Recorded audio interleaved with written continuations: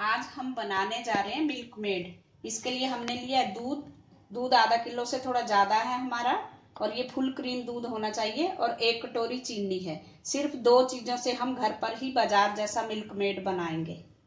अब गैस पे कढ़ाई रखें, कढ़ाई या पैन कुछ भी रख सकते हो आप। इसमें हम डाल देंगे ये दूध,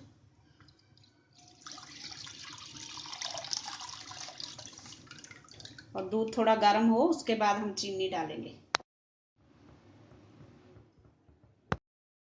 ये हमारा मिल्क मेड तैयार होने वाला है। बिल्कुल बाजार जैसा कलर इसमें आ रहा है।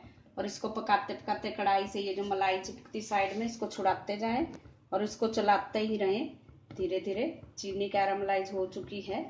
ये अच्छा सा बाजार का कलर आ रहा है। अगर आप बाजार में लेने जाओगे तो ये बहुत महंगा मिलता है, और ये हर तरह से घर में काम आता है, कभी मिठाई में, खीर में, हलवे में। ये हमारा मिल्क मेड हो चुका है।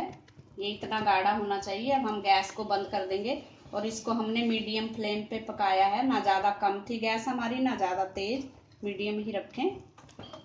ये देखो कितना अच्छा कलर आया है। इससे आप केक भी बना सकते हो। मिल्क मेड केक बहुत टेस्टी बनता है।